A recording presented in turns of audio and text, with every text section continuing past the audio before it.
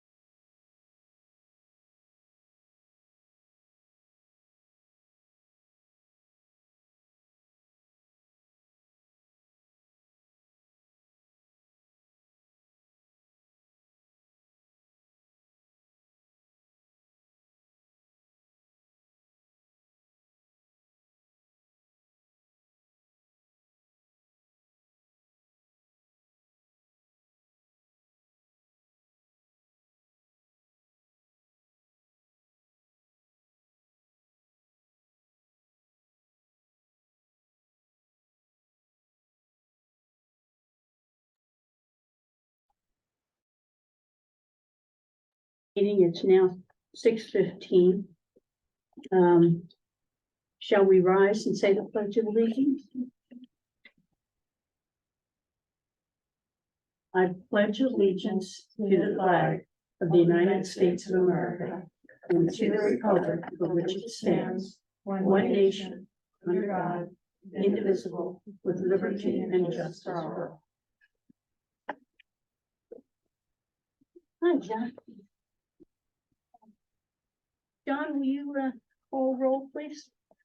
All right, Lorraine Humes. Present. Myra, I'm sorry. Oh, yes, Sorry, we have. What? Other things on the agenda first. let's see, call roll, Pledge of Allegiance. I'm looking at, Oh, call to order. You're right, you're right. call to order. I'm sorry. Yes, comments by the chairperson. I put this on here because, at our May 3rd meeting, we were talking about the, audits. And a rhetorical question was asked, quote, "Why are we being investigated now by the grand jury?" unquote. And then the next month, we didn't have a quorum, so we didn't have a meeting. The following month in May, there was a statement made, quote, "I have never claimed that there was a formal investigation since I have no evidence of this," unquote. And because of these contrasting statements, and it was during a CBOC meeting, I thought I'd better look into it. So what I did was I went to the Contra Costa Superior Court Civil Grand Jury website. And their 22-2 and 22-3 term was over, and they had the articles posted, the reports posted. And the dates on the reports were from April 21st, 22 to June 14, 23. None of the reports dealt with the CBOC or even the district for that matter. So I asked John, who has served on this grand jury in the past, if he would tell us what is the procedure they use to help take care of this quandary. John? Yeah, I'm just gonna refer to the little write-up I put in the agenda. So on page 5? Yeah, as Lorraine noted, the grand jury from 2022 to 23 was discharged on June 16th. Issued 6 reports, none of them dealt with CBOC. The Contra Costa's civil grand jury consists of 16 citizens, and they're impaneled each year as officers of the court. Their function is to serve as an independent body under the guidance of a superior court judge.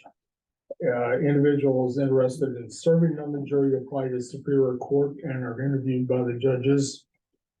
Then the judges identify 30 candidates whose names are then drawn randomly for the 19 positions and 5 alternates. The civil grand jury is a truly independent body. Each jury is free to choose which local government entities or public officials to investigate. With very limited exceptions, no one outside the grand jury can direct it to conduct an investigation. And the ideas for the investigation usually come from citizen complaints, matters raised by members of the jury, and referrals from the preceding grand jury. During its investigations, the grand jury acts as a finder of fact, in addition to determining if the official or entity under investigation is adhering to the laws that govern the operations of that entity. The jury analyzes whether the entity is operating in a business-like manner and providing public services effectively and economically. The jurors are sworn, and all investigations are secret, and witnesses involved in the investigation are admonished not to disclose the information. The penalty for violating that is considered a misdemeanor, punishable up by 1 to 1 year in prison. The jurors, the jury has no authority to otherwise compel compliance with its recommendations. It's through its report that the grand jury wields power. As all investigations are secret, the civil grand jury only speaks through its final reports, and that's pretty much sums it up. And your links from the bottom? Well, the first link is to the Superior Court site that Lorraine referenced. That also has a history. It has all of the past grand jury reports, probably going back about 15 years. And then there's another link to a state site that also talks about the civil grand juries. This is unique to the state of California. Each county has a civil grand jury that's essentially functions as an ombudsman. As Lorraine said, I've served on the civil grand jury twice. And on August 16th, I was sworn as an alternate. I'm not on the jury yet, but may sometime during the course of the year get called in to fill in for somebody who's resigned. And don't they publish a booklet? I've seen it in my newspaper, the little booklet of the reports. The last juries, it was an insert in the what's it called? It's called East Bay Times. East Bay Times, and that was probably mid-July. I haven't checked the internet edition. You can probably find that there.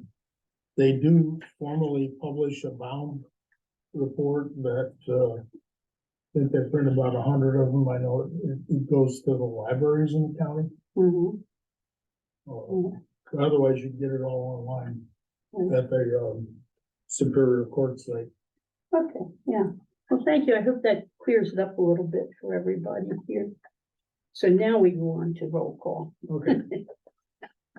Madam President, Yes, but wasn't the question whether or not this group was under investigation? well, That was the original question. yes. We didn't get an answer for that. Is it under So investigation? there's 6 reports and none of them. None of them relate. Yeah, and So the the term answer is is, over for the year. so the answer is no, that statement was not true. Thank you. Okay, Lorraine Hughes, Present? Brendan, Present.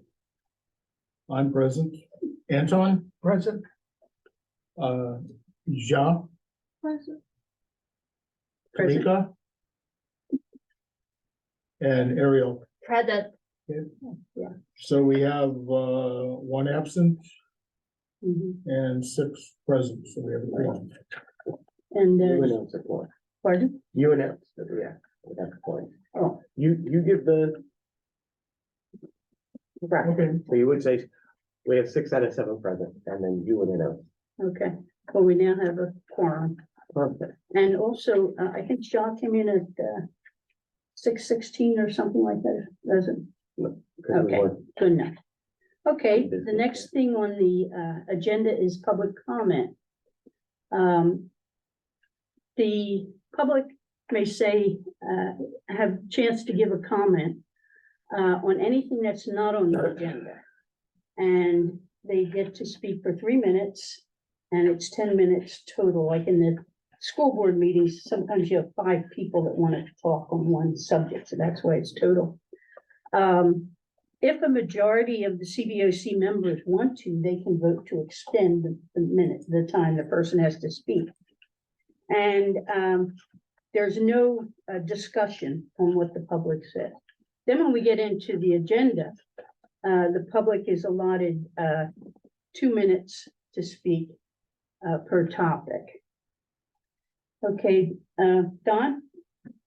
Thank you very much.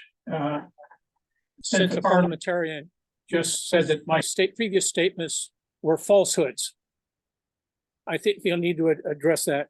I never said that there was a formal investigation by the grand jury, but I can tell you that over the previous year and a half or so, I've received numerous emails and phone calls from at least 2, if not 3 members of the grand jury asking for documents and asking for information about our bond program, which included the CBOC. And so these may have been preliminary things, trying to find out if there's information that they wanted to take back to the full grand jury to request a full investigation. I don't know, because all they were doing was asking for information, from me. I said, but I don't appreciate being called a liar, because that's what a falsehood is. When you say it wasn't true and I'd said it, that's saying I lied, and that's not accurate. And especially don't want somebody going on record at a public meeting calling me a liar. As I received numerous communications from members of the grand jury. I sat with 2 of them at the joint meeting on January 18th, sitting right next to me. So I know that they were looking at things. Again, not a formal investigation, but it certainly was, they were looking at things. And I'll drop it right now. There's no sense in beating a dead horse. I said, you got people here that don't like me to be able to bring this up. So I'm sorry about that, but it did happen. It doesn't serve any purpose just to continue going back and forth on it. So this is the last I will be saying about it.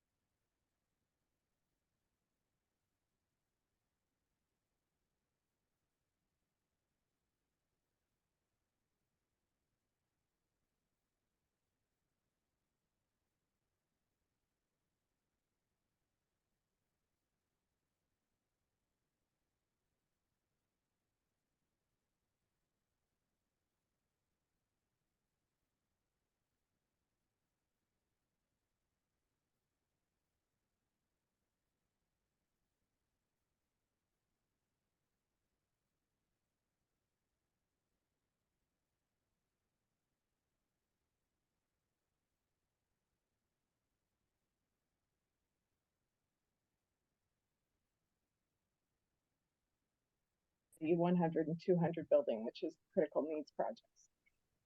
Then in construction, we have slides for most of these, Lake, Hercules, Collins, Cameron, and Riverside. I'll have detailed slides showing the construction, the E-rate. Kennedy Fields and Pinole Valley are in various forms of closeout. However, we did get health department approval for the concession stand and the field house. So we have a few changes to make, but that's one hurdle completed. So Lake Elementary School replacement, one of the major, or one of the fun things we did is our project manager took a site tour with the school staff when they came back this week. So we got we had two separate tours. So this is one of them, but we took whoever was interested around, and so that they were able to see the construction site in action. Right now, you have quite a bit of the studs up, if not some of the wall sheaths, so you can see pretty well what the layout of the first three buildings are, or at least the first two. Building C still has a little bit to go, but speaking of that, this is what Building B and Building C look like. So Building C is the one that is last in the order as they stack through and move through the buildings. So we are starting to get the interior stud walls up. They're starting to close the roof. They have the steel up for the clear story, but not closed in yet. But as you can see, Building B is all closed in. And Building A is the furthest along. We've also had a concentration on trying to complete the parking lot before school came out. So over the summer, the existing parking lot was demolished, and all of this that you see here was installed. This is 11th Street, which will be our new main entrance for the coming year. 12th Street will be closed. So we will have two-way traffic coming down 12th Street. We have a parking lot on this side, and here's the drop-off loop with additional parking here. We also do have staff-only parking off of Giant, so that will help alleviate some of the congestion of this area. This was taken a few days ago, so since then they have paved this parking area as well as striped. Did some temporary striping. The final striping will be refreshed at the end of the project. So for Hercules Middle and High School critical needs projects, these are the new science building, 4 new science labs for each campus. The concentration during the summer was really trying to find the things that were outside of our building site to move on the quickest so that we could get those accomplished before school started, so we wouldn't have to disrupt school. So the big piece was the underground utility pathways that we needed to connect to this building site area to the other utilities that are existing on campus. So you can see here, this running across the staff parking lot is the electrical line that's coming through. We also added additional low voltage pathways through the library to get to the main MDF and also to our fire alarm panels. So a lot of our low voltage systems all run either in head end in the library or in the office. So this was the connection link to be able to get those in place so that when we're ready to run the lines and connect this building, we'll have the pathways in place and not have to do any trenching out in the main building areas. Also for Hercules, we have inside the building site zone, you can see the temporary fence that has been put up. We've done soil conditioning and grading. There was quite a bit of off-haul that happened already. So we're near subgrade, and that's the main site that's our progress there. Also a concentration this summer was doing the accessibility improvements that were required in the middle school drop-off area. So on each side, we installed this drop-off space that allows for accessible vans to have a flush exit from the van, which is one of our accessibility requirements. Collins and Cameron, we've talked about this project quite a bit. They are very similar scopes with HVAC work, and you're going to see that we're repeating the same steps at both campuses. So at Collins, one of our pieces was, again, the new drop-off area that has the accessible space. The accessible area was installed down here. However, we had cross slopes on the sidewalks that were out of compliance, so we replaced the concrete so that we have the appropriate slopes in the drop-off area. We've also installed ductwork. This is just showing the main office, but it's also been installed in each one of the classrooms, along with the equipment, the fan coil units within each one of the classrooms were installed during the summer. And another one of our accessibility upgrades were the classroom sinks. So we demolished the old non-accessible classroom sinks and put in a new classroom sink and an associated countertop, depending on, these vary in each classroom depending on the breaks in the existing cabinetry. So at Collins, we did the same thing. We have our accessible drop-off. We have our new ductwork, and then at the end here, you can see the unit that's within the. This is Cameron, yep. And then also at Cameron, we put in new classroom sinks. So there we go. Riverside went through the most change this summer because it was a very short construction window. And so we did a lot of work out in the playground. We have the 2 new play structures installed. Sorry, I should have stopped up here. So we have the older kid play structure as well as the kindergarten play structure. So this is the kinder structure where the safety surface was just laid on Friday. This is the big kid play structure that this is what it looks like before they install the safety surfaces. And they're currently putting in the foundation for the for all of the play structure pieces. We also installed a new garden because that was displaced when we did the soil stabilization project. And this is kind of between the 4th through 6th area and the 1st through 3rd area. So you can kind of see throughout all of these pictures that we either did new asphalt or we slurried the existing asphalt and did new striping. We installed new basketball hoops. So that's the new basketball hoops in the background. So a few different changes for that project. So that's all the pretty picture versions. Any questions before I go on to the reports? Thank you for that. For any opportunities to put in extra conduit for like EV charging, featured charging for parking lots and redoing surfaces, is that being considered? Well, in Title 24, depending on the scale of the project, we're required to put in infrastructure to be prepared for EV charging. I don't remember off the top of my head if that was required for Hercules, just because the scale of that project, but it is something that's definitely on our radar. Or Lake? Lake, it is in there. It's in Lake. Yeah.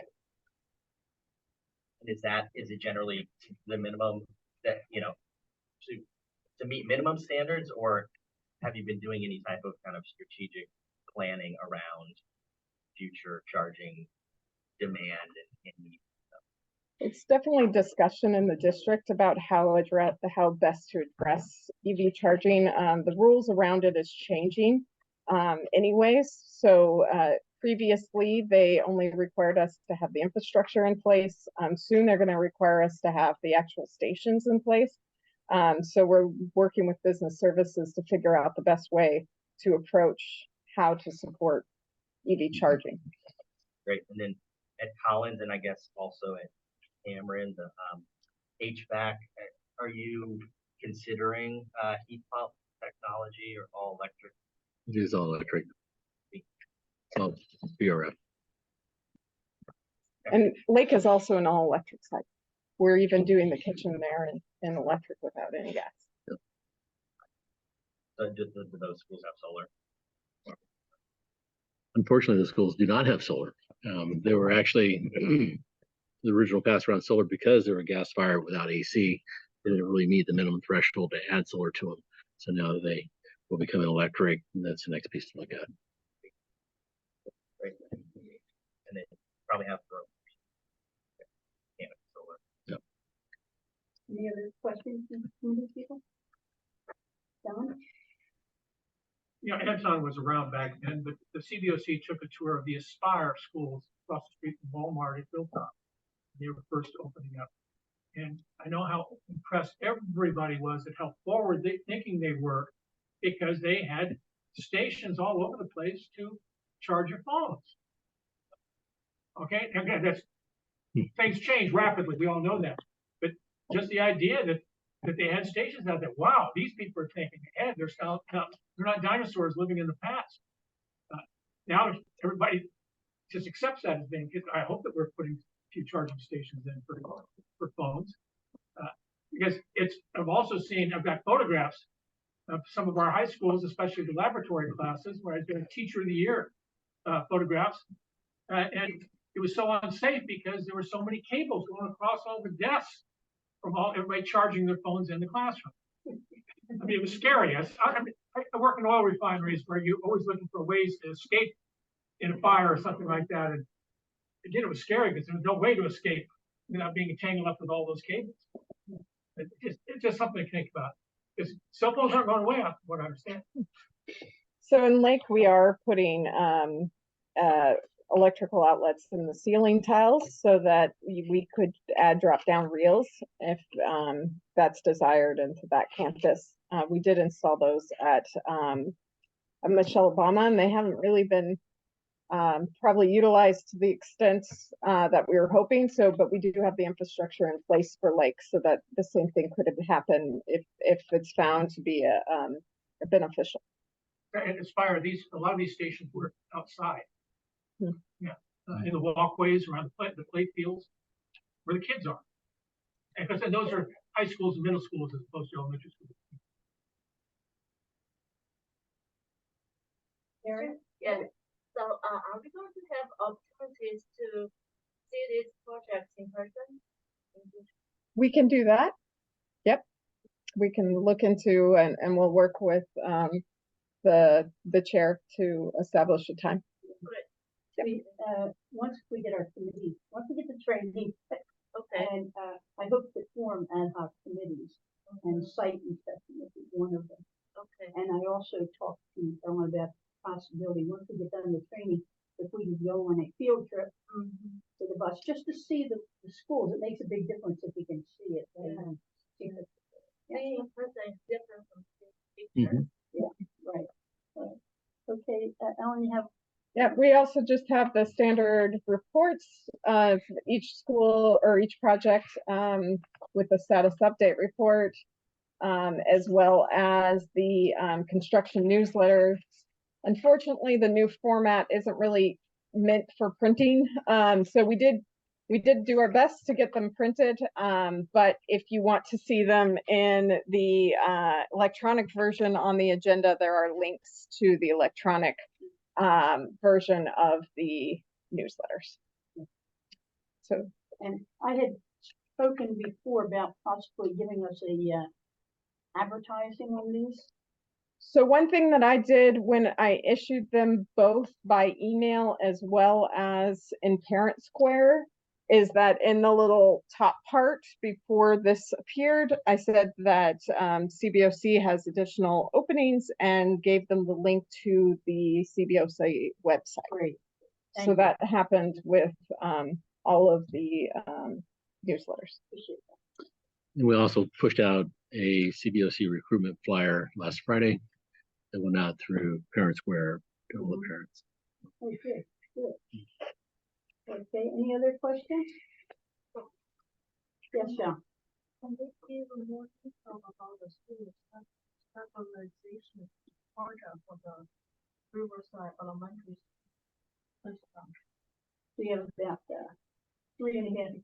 I can do it in 3.5 minutes. So what, we do have the website still available on our webpage if you go to completed projects. So that'll show you all of the newsletters if you want to see more. But what basically happened is we installed piers on the backside of the campus that was closest to the creek to be able to stabilize that soil, and especially if there was any liquefaction that would occur during an earthquake. And so basically we drilled 25 to 28 foot deep holes.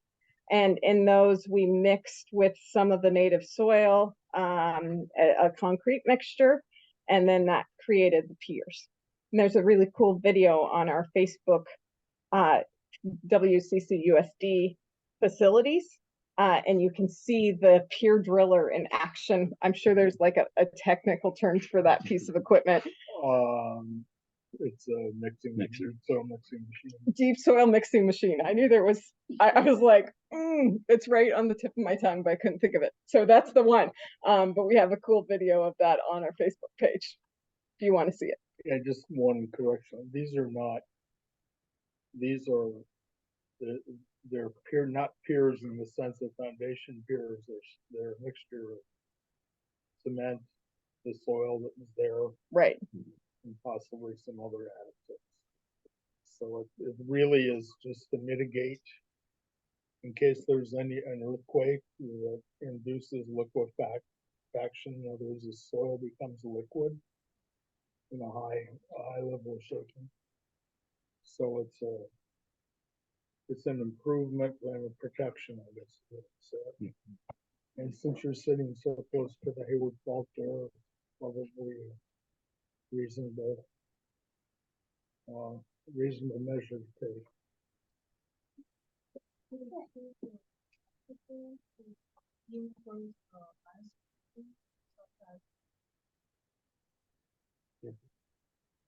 Well, it's on the backside of the campus, so it's not in an area that's visited often, and it's right adjacent to the creek, so there's quite a bit of vegetation around them. But it would be difficult to plant much because they're in the ground. They're in the ground. They're in the ground. You won't see them. They're not like a column that sticks up. They're in the ground. And we actually paved over some of them because that's where the outdoor lunch shelter is, or not shelter, outdoor lunch table area. Yeah, you don't see it. Yeah. Yeah, I think our time is about up. Thank you. Thank you. Now we move on to the CDOC report, the action items.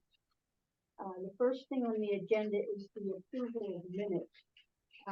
We met together, Don, Tammy and I met together and we cleaned up, we revised the minutes for February, March, April, May, and June. We still have outstanding the September 22 minutes and the July minutes. We'll have those next month. So are there any objections to the minutes?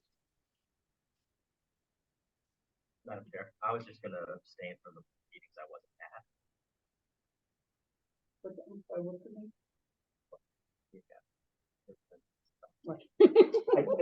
I just wanted to let you know, Madam Chair, that actually under parliamentary procedure, proper parliamentary procedure, even though a member may not have been at a meeting, you can still vote to approve it because we have to have the minutes. I didn't understand your thing. Oh, yeah. Sorry. So are we, clarify, Well, are we gonna vote one vote to approve them all? Well, if nobody objects, then they're approved automatically. All right, so these should be approved automatically. Thank you. Section B is the memorandum on the. Lorraine, one question. So you had corrections in those minutes. So when they post that up, are you going to remove those correct changes? Yeah. Thank you. I'm sorry, Tammy? we just wanted to show that what was corrected. Got it. So, yes, they will be clean copies. Yeah, and then that, and also it's a good thing for training. You know, we can keep these sort of like an SOP on how to do minutes and what not to do. But no, I'll send Sylvia the clear one for your collection. Yeah. So we upload it. Chair, we also have to put the attachments to that too, correct? Yes, yes. Right. Okay, in the memorandum, Anton had asked me to put this on the calendar. So Anton, would you explain what you hope to, you know, accomplish with this and your feelings about The school board in January approved the revised board policy on the CBOC. At that same meeting, they set up a bylaws subcommittee. And one of the tasks of that committee was to get comments from the public on possible amendments to the board policy.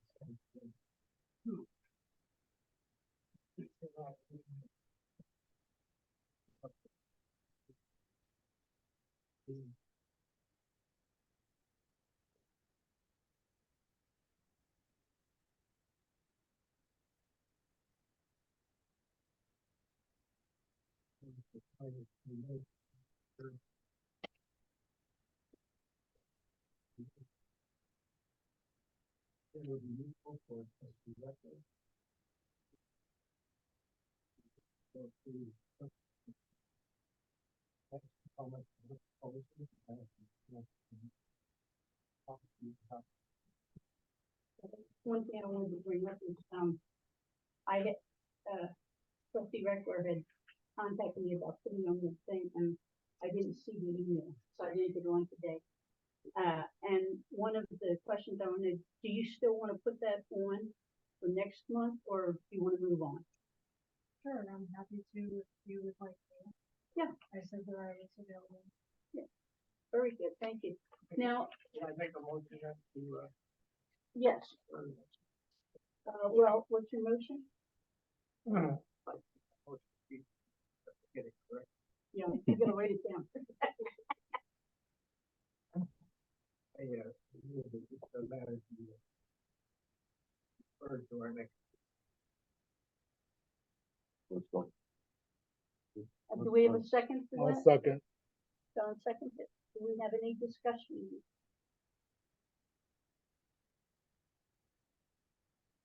Okay, if there are no objections, we have a second. This passes and we can put on the next agenda. The next one is, we had the financial and the performance audit. And, one of the CBOC jobs is to review the audit. And, then we'll give our review to the district and they look at it and they decide if there's anything they want to, they're going to accept the audit from the auditor, so they want to see if they want to have anything again. So Anton and I were going to write up the report on that, and we got together and we're at an impasse. We could not. We had a lot of common ground, but there were some things that we disagreed to be in it. So I said, well, why don't we just both write one? We'll give our feelings at the meeting and let you decide which report we should pass on, if any, to the board. Now, the board is going to accept the vote on accepting the audits in the August 23rd meeting, I believe. And so we'll send this off tomorrow if you vote on that. Correction. Yes. They will not be on the August 23rd agenda. Oh, okay. One of the auditors is not available, which we had pushed out before. So Okay. it'll come back either September. Okay, great. That's fine. All right. So Anton, do you want to talk about yours first and then I'll go? Well, I would, I think both reports would be very useful and comprehensive.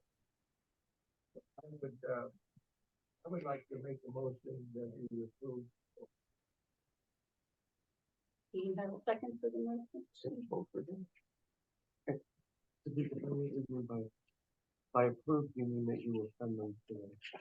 Both, so, I believe your motion is to send both reports on to the board. Well, no, my motion is to approve the reports.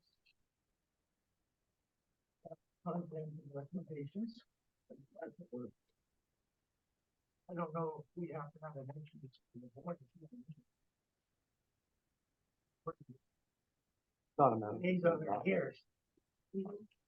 Madam Chair, Yes, I thought you said there was conflicting information between the two. So you can't send conflicts to the next level, can you? There's no conflict. Is that Well, right, Madam Chair? Is that right?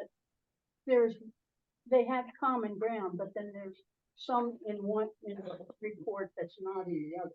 If you consider see. that a conflict. No, I would not, no, that's fine, thank you. Good luck. Madam Chair. Yes, So John? your point is, they both say the same thing, but one has more detail than. Yes.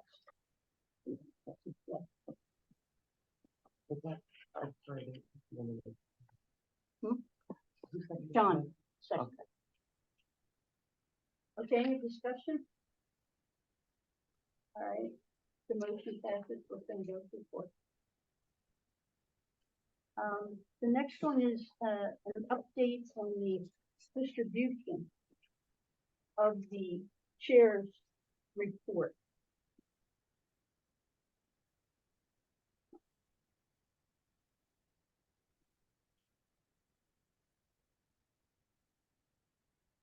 At our May meeting, I presented a status report.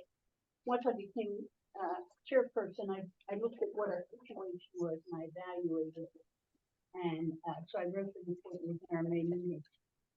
At that meeting, we had a motion to send it on, and the places they wanted to send it. And I'm just giving you an update on the items, and I've sent it away. We voted to send it to the Cocoa Tax Association and to the California Taxpayer Association because they are the main members of the public who are really interested in it. And then it was brought out by Ariel that we should send it on further, and Anton too. So we came up with the PTA presidents, the Parent Square, and the School Site Council. And there's also a parent teacher organization.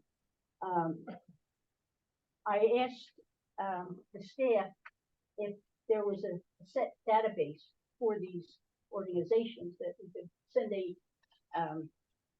mail merge out to them. And Sylvia checked with the community outreach group, and they put together, or they were putting together a database. Did that come through? Yeah. So we're waiting for that to come through. And then I'll send it to that. And I thought I would add the parent teachers organization to the school site council or the parent square so they could pass it on, because not everybody has a parent teacher organization. That's also a real good source for our recruiting to send out that. I don't, Sylvia was going to give me the database when I came in, but I don't think that's appropriate since I'm not an employee or anything. So we'll leave that with your office, or you can leave it with the outreach and just call on them to use it as needed. The other thing is, the board. I'm working on writing up that, and I'll send that off to the board. And I'm also in that letter, I'm also going to ask if you would be interested in having a meeting with the board, the superintendent, and John and I, just a group to get a head start on this if they want it, because there may be public questions and that we can show we're doing something. Okay. The Bay Area News Group, I contacted Daniel Borenstein, who is the chief editor there, and he gave me a name of a person who's covering the Richmond area. So I'm going to send that off to them. And Katie Laura. Corporate Katie also. Oh, yeah. So I'm going to send it to her. And Then EdSource, I wrote them asking for to whom to send it, and they will, I haven't heard back from them yet. I had a couple questions. You know, we were doing brainstorming, and sometimes think of, oh, let's send it here, there, and then when I think about it later, I don't know if it's really appropriate. So I wanted to get confirmation from you if I should send it to. One of them was the district planning and construction newsletter, and I didn't. That's an internal. That's the department's connection with the public, and it shows them what's happening. And I didn't know if it would be very good to ask them to send this newsletter where they're showing all the good things that are happening with a letter that says we're having trouble getting anything done. So it just seemed like we have these other resources to do. So that was I wanted to get a check on that. And also it was a suggestion was made to send recruiting applications in these. Well, again, if you're sending a recruiting application and you're sending a report that says we're having trouble getting things done, you might either get people who want to enjoy having arguments, or the normal person may be afraid, I'm not getting in the middle of that, you know. So I think that, personally, I think maybe we should send that out, let the district send that out separate for recruiting. Is there any discussion on that? May I? Pardon? Yes, we're supposed to have, the board policy states that we should have 11 members, and we have the 7. So we do have some opening. And also we have a business association representative that we need, and that's a legally required. We don't have that yet. Any other? I'm sorry, Tom? My application, one of the things I applied for was the business representative. Oh, okay. I own a couple of businesses. Oh, I see. Okay, good, good. Any other? Okay, that takes care of that. The next one. Of course, I lost my.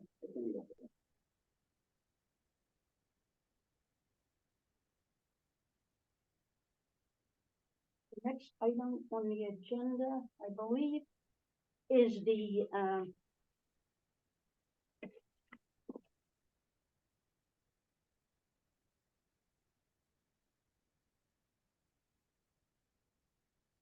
about the quorum.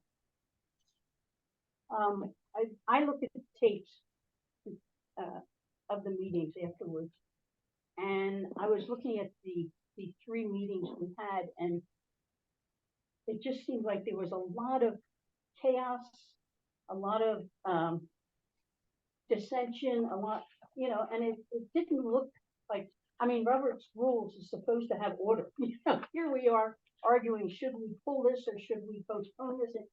And the reason for this is because we tried to put the cart before the horse. It's like saying, I'm inviting you to play baseball on our team. So our team goes with another team to play baseball, but they don't tell you the rules first. So you start playing the game the way you think it should be played. And then the referee, the parliamentarian, comes in and says, no, that's not the rule. So that's why you have this conflict all the time. So hopefully we're going to be having training tonight, and that'll help. That'll give you the basis. But we're still going to have discussions as we go along. So one of the things I thought I would do is, first off, the parliamentarian is the expert in the room. If there is a conflict between what we should do, if I make the decision, the parliamentarian gets it, but that's not the end of it. If you still disagree, then please send us an email, tell us where it is, because our bylaws do supersede the Robert's rules. The way it goes is the law, then after the law is the Brown Act, that's considered in the law. Then it would be the local bylaws, and then Robert's rules.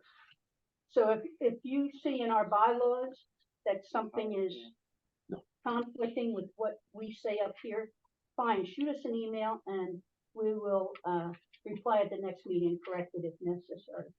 Also, Tammy has a habit of, if you have a question, you send out the citations to the people. Another thing I did was I got some books. This is Robert's Rules of Order. This is the full book. It's going to be on the table here if anybody wants to take a look at it. Then we've got two Robert's Rules of Order, newly revised in brief by the same author that does the Robert's Rules. So this is a nice, if you just want to get an idea of what Robert's Rules talks about. Then we have, which is my favorite, I love these cheat sheets. It's a cheat sheet on Robert's Rules. You hate them? And Madam Chair, forgive me, the only reason we hate them is because you will notice subtle differences between what is on here and what is in the book. This is not put off by the National Yeah. Association or by the authors. Right. So this would be like a Wikipedia version, go back to the source. Yeah, yeah. But it's a nice overall view. So anyway, we'll have this there too. So please feel free to borrow these. We'll have a checkout list so we know where they are. But feel free. So I think that may help. And I wanted to see if you have any suggestions on how we should handle this. Does anyone have? You? Well, as part of our training, what we will go over tonight is debate protocol, which is how we talk to one another in a meeting and all of that. So we are going to talk about what does Robert say and what is the proper way to have Okay. decorum. Do you wanna bring it up first? Yeah. Before this? Sure. You, We'll do both, start with it tonight when we. Okay, and then go great, right into the minutes, okay? great. Since it's, I mean, Great. And then the final thing on our CBOC reports is the CBOC new member training. We're having a little trouble with logistics. We have people on the group who work 9 to 5. So if you want to have it on a weekend, then you've got to get the staff involved. If you want to have it during a meeting, you're going to have it after the meeting rather than before, because people have to get in the meeting. Another way we were thinking of, or I was thinking of, was to have